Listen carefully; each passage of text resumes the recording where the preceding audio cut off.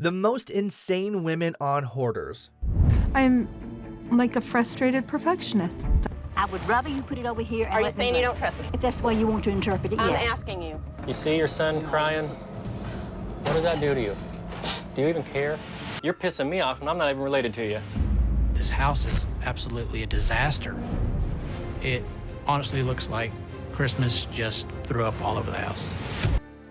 You walk in the front door and the family is smiling and wide-eyed. I wouldn't really call it a house if the cleanest part of it is the garage. Let's look at this episode of Frustrated Perfectionists. Laura starts off with a bold claim that she is not a hoarder, which is crazy when 80% of her house is full of stuff she doesn't even use. Laura's boyfriend John says her house is full of crap, and she is definitely a hoarder. If I had to pick a yes or no for whether or not I'm a hoarder, I would say no. I'm John. I'm Laura's boyfriend. Laura is definitely a hoarder. The house, it's a mess. Laura's got crap everywhere. Angelina, Laura's daughter, explains that the house is a giant mess. Laura's sister Janet claims Laura's house is uncomfortable and she's unable to accept responsibility, giving delusional reasons all the time. Laura proceeds to give herself the title Frustrated Perfectionist. Yep, nothing more perfect than a house full of junk. In the house, there's Tupperware, there's paperwork. It's like a giant mess. It's really hard to go there and be comfortable. Laura cannot accept responsibility for the mess. The convoluted reasons that she gives about the hoarding are just delusion. I'm like a frustrated perfectionist. It seems Laura's perfectionist problems forced John into living in the garage to avoid constant arguments with her. John claims it's the cleanest part of the house. John is worried about Angelina not having enough personal space, but Angelina claims she's fine with it, calling herself a mommy's girl. I'm pretty much living in the garage. I outfitted it with, cable and TV. It's pretty much one place in the house that's clean. I don't like that Laura and Angelina have to share a room. Angelina should have her own room. I love my mom. I guess I'm a mommy's girl. Laura claims John doesn't love her and wants to control her. She still feels there's nothing wrong with her, like you're surrounded with raccoon treasure and enjoying it.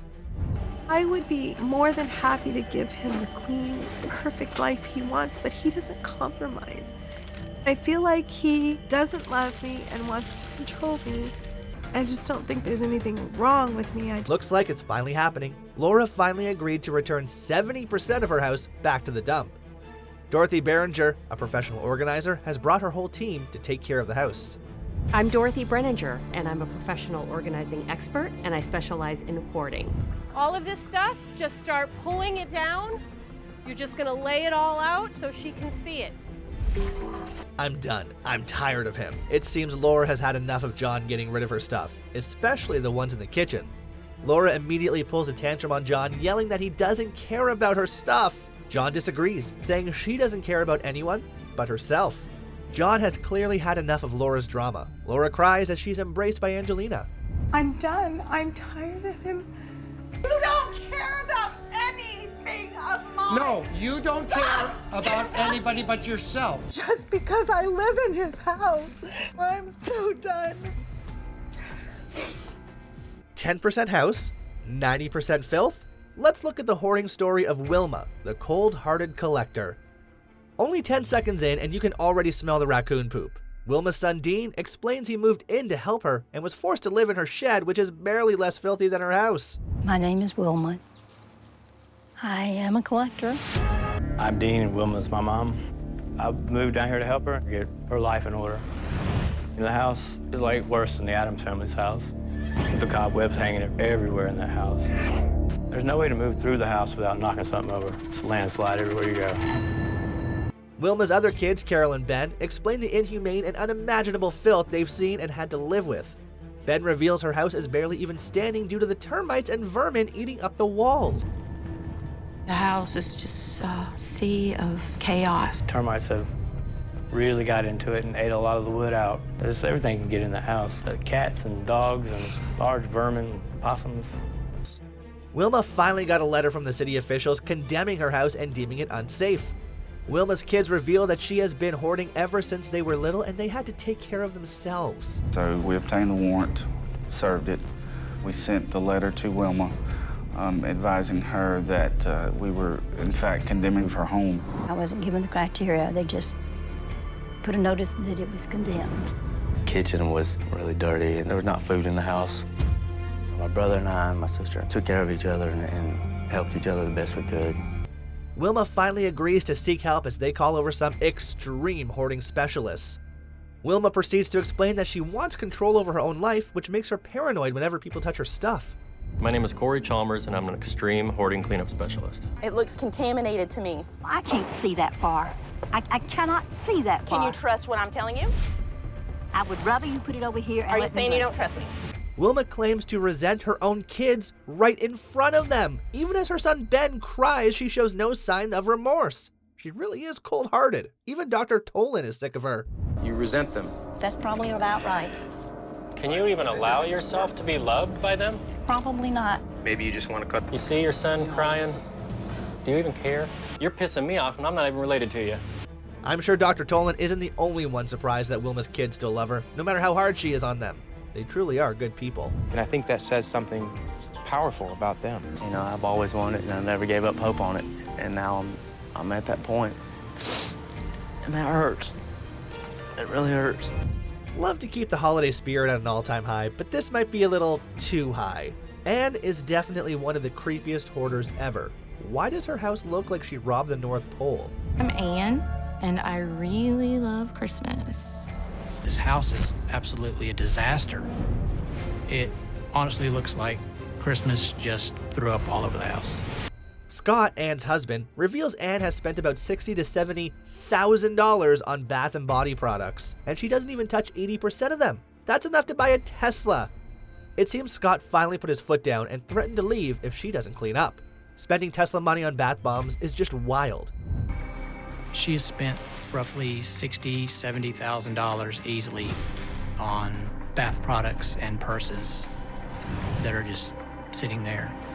I told Anne that if she was not going to clean up, that I was going to end up just leaving. Anne and Scott agreed to meet with a hoarding specialist to save their marriage. At least she was compliant, even if she wanted to keep everything. I'm Standalyn Robertson, a certified professional organizer. I'd like to start in this room. Tell me what I'm going to find. Purses and beauty products. And the Christmas, obviously. Okay.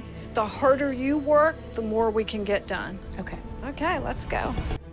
The more Scott looks at the price tags for all Anne's stuff, the more frustrated he gets. Can't blame him. That's like 3 vacations worth of money. It's such a waste. $30 bottle of lotion. Wow. Okay. And there's 1, 2, 3, 4 of them right, just 5 of them right there. I mean, that whole rack had thousands and thousands of dollars. Oh, easily. Anne still argues on stuff she wants to keep with Scott. Scott still can't assert himself no matter how much Anne annoys him. He clearly needs more than his own room. At least Anne actually made progress. I set her guidelines. You get 1 box of candles, and now she's saying that she wants to keep other candles. I'm trying to get Scott to actually assert himself, and he just couldn't do it. If he's not able to set limits around her stuff, he's not going to be able to manage his safety in that house. A 3-story mansion worth of hoard? Are you crazy, Carol? Carol's husband, Dave, admits he thinks Carol is, in fact, a hoarder. Filling a 3-story mansion with hoard and trash is just wild. How did she even manage that? My name is Dave. Carol is my wife. I think Carol is a hoarder. Absolutely. At this point, the house is full. And I mean full. They invited a hoarding specialist, Dorothy Behringer, to help take care of the giant hoard. Dorothy admits she is amazed by the incredible amount of hoard Carol collected. I'm Dorothy Brenninger. I'm a professional organizing expert, and I specialize in hoarding. I actually can't believe how much I miscalculated. This is so massive, and believe me, we do not have all the rooms out yet.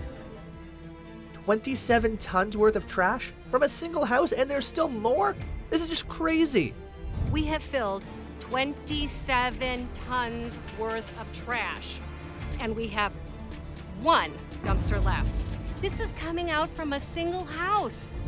They managed to clear out an astonishing 31 tons of hoard. Really gotta commend Dorothy and her crew. The family is relieved as they can finally breathe and walk freely at home. From the look of things, Carol hilariously makes no promises not to hoard stuff again. Hey, at least she's up. You walk in the front door, and the family is smiling and wide-eyed. This house is amazing. This is amazing.